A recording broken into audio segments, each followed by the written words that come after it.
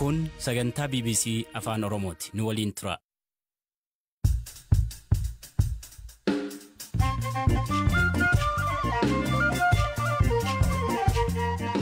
Ashama akka mooltan dhaggeeffattoota raadiyoo BBC Afaan Oromoo sagantaan keenya ka wiixata waxabajjii 20 bara 2022 eegalee jira. Qophii har'aatiin Wallagga Lixaa Gimbiitti namoonni 200 ol hidhattootaan ajjeefamu. ጉቱ ሰፈር ከሚባለው 35 ሰው የሞተው ማለት ነው። ኦላ ጉቱ ጀደሙት ነመ 35 ዱኤ ነመ 8 መነ ወሊን ጉበኔ አጀሰን ዋይ በረታ ሰንበተ ደርቤ መጋላ ነቀምቴቲ አጀፈሜ ሙጫን ኩሊ በረታዳ ፎርማታ ኮፔስታ ጅራ ገሩ ዳደኖ ሳምበክ ዘነት ዳደታ ቱራኔ አባ ቶርቤ አጀብኔ ዋንጀዶ ወይ ተዳይ oduuwwan gaggabaaboo fi odeessaalee biroos harkaan qabaa qophii irraa kan isin dhiyeessuun beekaa Toomaati nu waliin yeroo gaarii.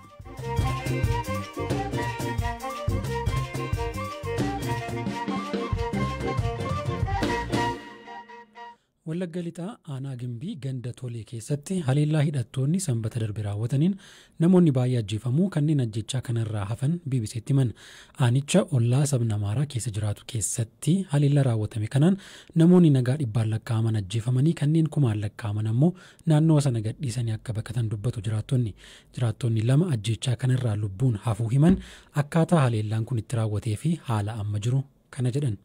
ግማሽ የተሰበሰበ ማለ አልተሰበሰበ ማለ ግማሽ ተቀበረ ትናንትና ሬፍ ገሪን ወልት ቀበሜራ ገሪን ወልትን ቀበሜ ገሪን ከሌሳ ዋላሜራ ኢዶ ብራተሞ ሀራዋሉ ፍራያ ኢትሳ ወሊን ደመኒሩ አኒ አማ ኦላ ጮቆርሳ ጀደሙን ጅራ አነ ጀላ ኦቦሌሳፊ ሃዶራ ኦቦሌሳ ኮቲ ቆፈቱ አጀፈሜ ገሩ ነምኒ ጆሌሳቲ ሃዶራ ኢሳፊ ኦቦሎታ ኢሳ ደበለቴ ነሞኒ ዲግደሚ ቶኮ ጀላ አጀፈሜ ጅራ ናኖን ትጅሩ ከነት ነሞታ 250 ta'an awwaallee jirra bakka biraa kan jiran garuu hin awwaalamne haleellichi sanbata ganama naannoo sa'aatii 3:20 eegalee hanga sa'aatii 7tti ture raayyaan ittisaa kan dhufe naannoo sa'aatii 11tti hanga sanatti bosonatti baqannee turre isaanis kan ajjeesanii waan fedhan raawwataniiru ganama waan tureef warri dhiiraa hedduun gara qonnaatti bahanii turan kanaaf ajjeefaman harki caalu dubartootaaf daa'immanidha waa'ee manaa fi qabeenyaa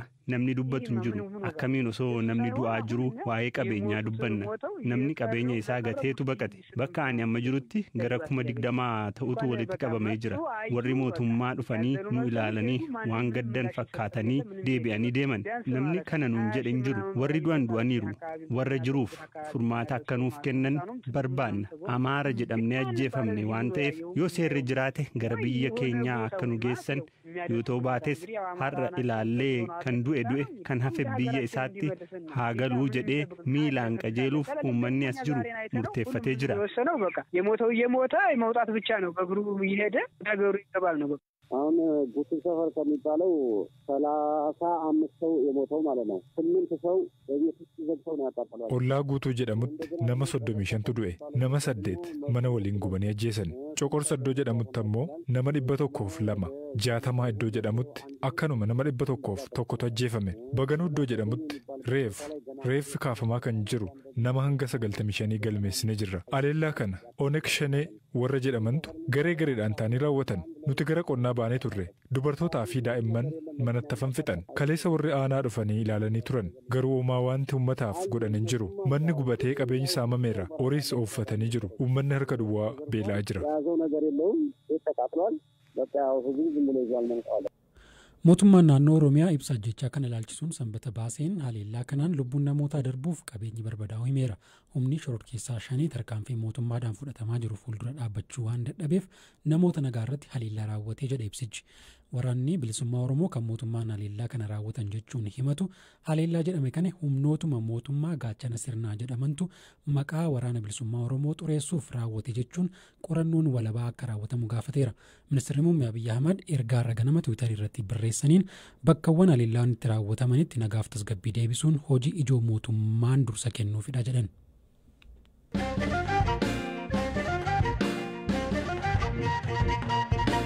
Oduuttaanuun kaleessa waaree booda naannoo sa'aatii 9 Finfinnee kutaa magaalaa Nifaas Silk Laaftoo naannoo Qayyaafar jedhamutti ijoolleen 2 bishaan lagaan liqimfamanii lubbuun isaanii darbuu poolisiin magaalaa Finfinnee hime. Torban darbe keessas daa'imni tokko mana barnootaatii otoo galuu lolaan fudhatamee haga ammaatti reeffi isaa hin argamne. Dubbimaan poolisii magaalaa Finfinnee Taanaa Koomaandar Maarkos Taaddasa ijoolleen kun akkamiin akka du'anii fi of eeggannoo maatiif hawaasni gochuu qabu kana jedhan. ኳሱ ወንዝ ውስጥ ሲገባባቸው እንግዲህ ህጻናት ስለሆኑ ኳሱን ለማውጣት ኩባው ተተበተኒ ኩባን የሮ ለገ ኬሰ ጀላቡ ኢጆሌ ዋን ታኒፍ ኩባ ሳኒ ለገ ኬሰ ባሱዳፍ ኦቶ ያለኒ ቢሻኒን ሊቅንፈመኒ ልቡን ሳኒ ደርቤራ ኡሙሪን ሳኒ ገነ ኩዳፉሪ ፊ ገነ ሰገለከተ ኦዴፈኖ ቀባ ሙጫን እኒ ቶኮ ቢሻኑማ ኬሰት ልቡን ሳ ደርቤ inni tokko immoo gara hospitaalaa utoo geeffamu lubbuun isaa darbe kaleessa guyyaa nama gaddisiisu ture utoo hojjettoonni yeroo balaa bakkicha hin ga'iin hawaasa naannichaa ture kan ijoollee kana bishaan keessaa baase lagni kun dirree cina jira garuu ijoollee waan ta'aniif gadi fageenya lagichaa beekuu dhiisuu malu namni biraa jiraachuu dhabuusaadha malee waan ittifamuu danda'u ture amma ganni kun cimaa deemeera yeroo bonaatti ujummoon hedduu waan adda addaan ni duudu kanaaf bishaan ol yaa'ee balaa hedduu ni geessisa kanaaf qaamoleen dhimmi kun isaan ilaallatu kanarratti xiyyeeffatanii hojjechuu qabu kanarra darbee garuu maatiin ijoolleef xiyyeeffannaa addaa kennuu qabu hawaasnis ijoollee bakka balaaf isaan saaxilutti yoo arge callisee bira darbuurra itti dheekkamuu qaba haala kanaan hojjechuu kan dandeenyu yoo ta'e balaa waqtii gannaatti uumamu hir'isuu waan dandeenyu natti fakkaata.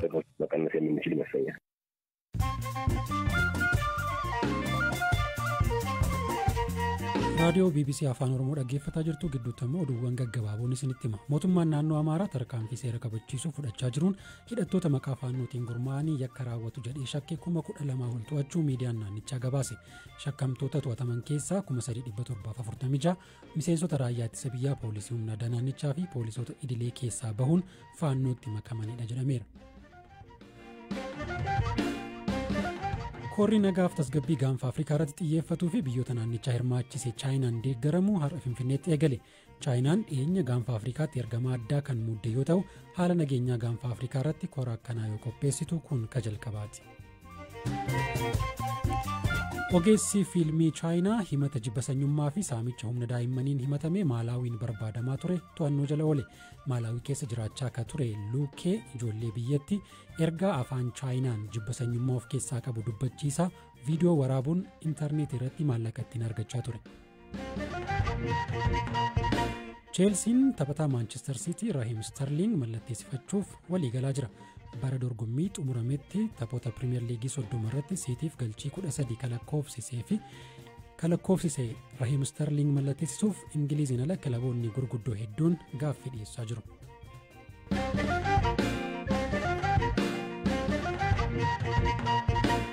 Odeessa isatti aanutti wayitan ce'uu sanbata darbee magaalaa Naqamteetti kaajjeefame barataa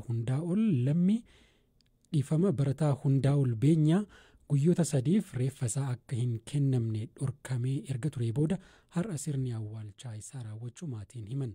Obboleessa Qondaalaa Baa'oo kan wayitaamaa mana hidhaa jiru lammii beenyaa akka ta'e barataa hundaa ol osoo qormaata kutaa 12ffaaf qophiitti jiru abbaa torbee jedhamuun akka ajjeefame obboleessa isaa Firaa'ol Beenyaa BBC'tti himeera. Mucaan quxisuu keenyadha hundaa ol beenyaa jedhama barataa kutaa 12 magaalaa Naqamteetti barataa tureyyuu akkuma kanaan jiru dhagaa jimaata galgala sana kan jechaan irratti raawwate jechuudha. Magaalaa Naqamtee naannoo Rift Valley Yuunivarsiitiin itti argamuttidha. Akkamitti dhageessan maatiin waa'ee ajjechaa isaati? Egaa nuti jimaata halkan odeeffannoo namni kamiyyuu qabu dhukaasii magaalaa sana keessa ture kan jedhamudha. Gaafa lafti baruu immoo namni ajjeefame jira waan jedhus dhageenye turre. Utuma jedhamu immoo namoonni baay'eenis miidiyaa hawaasaa kanarratti naannessuu gaafa eegalanii anis waan sana nan argeeyyuu sanuma argeetanii wantoota jiru gaafa ni qoqqoradhu waan suni dhugaa akka ta'e dhagaanis mirkaneessuu kan danda'e jechuudha. Eenyu akka ajjeesee maaliif akka ajjeefame yeroo inni ajjeefamu naannootti ajjeefame maaltu akka ture waan dhageessan qabdu? Dhageenya irraa inni ajjeefamuu isaarra guyyaa arfaffaadhaa sana gidduutti wantoota danda'ame namoota naannoo sana jiru irraas waan jiru qulqulleeffachuuf yaalii goone irraa ijoolleen mana turanii qayyabataa turaniiti gara galgalaa shayii dhuguudhaaf naannoo Rift Valley jedhamu kanatti bahu.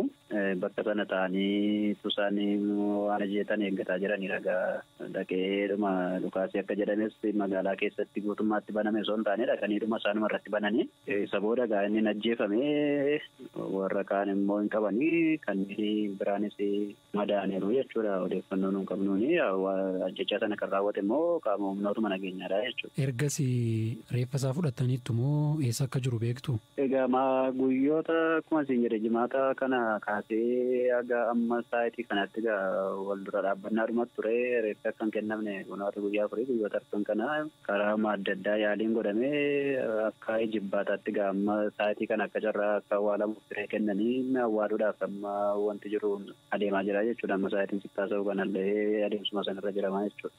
Eessa ture guyyaa sadan kana reeffi eessa akka ture quba qabdu? Hospitaala ture moo? Hospitaala magaalaa Naqamtee keessa. Gaafa fudhachuudhaaf gaafattanii dhorkamtanii moo maaliif amma kana ture? Nuun akka maatii qofatti iyyuu miti namoonni jiru jedhaman jaarsoliin biyyaas qeesonnis namoonni jiru jedhamu akka magaalaa sanaatti jiru jedhamu gaggaafatamaniiru. Gaafa gaggaafatamanii kallattiidhaan hin laannu hin jedhani garuu kan isaan jedhan maalinni dhimmi mucaa kanaa isiniin ilaallatu waan ta'eef dhimma kana keessa hin galinaa isiniin geessin qabanya waan ta'eef rakkoo biraa keessa akkasin seentan hin barbaannu yaada jedhuunidha jaarsoli kan isaan irraa deebisaa turani. Sanarrayyuu immoo maalinni hospitaala san guyyoota sadan kana guutummaa guutuutti hospitaalli suni tika mootummaatiin poolisii mootummaatiin poolisoonni sadarkaa adda addaa irra jiran illee uffata jijjiirratan uffata siviilii uffatanii magaalaa sana hospitaala sana keessa turanii jechuudha. Kanaaf sodaan tureera namoonni doorsifamaa turanii gara sanatti dhiyaatanii dhumallee dhimma kana itti gaafatamummaadhaan deemanii akkan xumurreef doorsisaa ture. Warri dhimmi isaa isin ilaallatu jedhanii deebii kennan kuni poolisoota bulchiinsa magaalaa Naqamteeti moo? Eeyyee qaamolee mootummaadha. Gandillee jechuudha. Gandallee deemamee haasofsiifameera. Gandillee wanti isaan ittiin jedhanii waanuma akka kanaadha jechuudha. Sababa ajjechaa isaatii hoo sababa kanaaf ajjeefame kan jedhu qaama mootummaarraa akkuma jette yookiin gandarraa yookiin poolisiirraa wanti dhageessan jira akka maatiitti. Egaa isaan erga ajjeesanii booda naannoo sanatti fokkorri ture abbaa torbee ajjeefnee waan jedhudha. Akkuma isin jedhe immoo mucaan kun barataadha qormaataaf of qopheessaa jira. Waan abbaa torbeettis maqaan dhaamuun qabu garuu dhaadannoo isaan bakka sanatti dhaadataa turanii abbaa torbee ajjeefne waan jedhu wayitidha jechuudha qaamoleen mootummaa bakka sana turan. Barataan kun rasaasaan ajjeefamuu fi reeffisaa guyyoota 4 darbaniif hospitaala magaalaa Naqamtee akka ture BBC'n maddiin hospitaalicha keessa jiran irraa mirkaneeffatee jira. Dhimma kanarratti waajjira poolisii magaalaa Naqamtee irraa ibsa dabalataa argachuuf yaaliin goone hin milkoofne.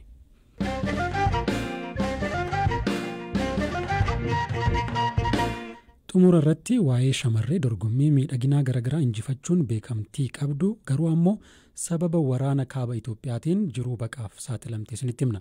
Salaamaawit Taklaayee jedhamti. Dorgommii miidhaginaa Miss Grand International fi Miss Itoophiyaa kanneen isheen mo'atte keessaati. Wayitammaa Ingiliz keessa jireenya sodaan guutame jiraachaa akka jirtu himti. Maaliif biyyaa baqachuu akka murteessite kunooti. Sababa haala biyya keessa ture nan ba'e. Biyya koo keessa jiraachuu waan hin dandeenyeef. Sababa eenyummaa koo nan dirqamee ba'e. Waraanni eegalamuu isaa waggaa 2 duran hojii gurgurtaa uffata aadaa koof jedheen Finfinnee irraa deemee Maqalee jiraachuu eegale. Utuun achi jiru yeroo waraanni eegalu waan baay'ee dhabne. Gadadoo fi gaddi dhalattoota Tigraay kamirrayyuu ga'e anaa fi maatii koorras ga'eera. Maatiin koos qe'ee isaaniirraa buqqa'aniiru. Guyyaa tokkoof biyyaa bahee jiruu baqaan jiraadha jedhee yaadee hin beeku kan jettu dhalattuun Tigraay kun imalli isheen Ingiliz seenuuf taasiftee sodaachisaa akka ture BBC'tti himteetti. Imalli keenya baay'ee hamaa ture. Firaansiirraa gara Ingilizii yeroo bishaaniin imallu baay'ee rakkisaa fi sodaachisaa ture. Daandii nuti fudhannes bakka nyaati hin jirree fi baay'ee qorru ture. Dhalattoonni Tigraay ani beeku lagicha keessatti liqimfamanii hafan jiru. Haala ani biyya keessatti dabarseerra hamaa miti jedheen malee imala akkanaa akka fudhataniif eenyuun iyyuu hin gorsu. Kan abdii nama kutachiisudha. Amma Ingiliz keessa kooluu galtummaa gaafadheen jira. Jalqaba hoteela keessa nu ka'an. Amma manneen jireenyaa waliin nuuf kennani. Hanga dhimmichi ilaalamutti hojii hojjechuus ta'ee as keessaa ba'ee socho'uu hin danda'u. Hojii koo fi ogummaa koo hunda booda jireenya baqaa keessatti of arguu kootti nan gadda. Ammatti nagaa qofan hawwu. Dhaggeeffattoota keenya odeessaaleen qophii har'aatiif qopheeffanne isaanuma kana odeeffannoowwan dabalataa marsariitii keenya www.bbc.com afaan oromoo akkasumas fuula feesbuukii keenya BBC News afaan oromoo irraa argachuu dandeessu. Boorsaa sagantaa wal fakkaataan walitti deebina hagasittuu waraabulaa deebana.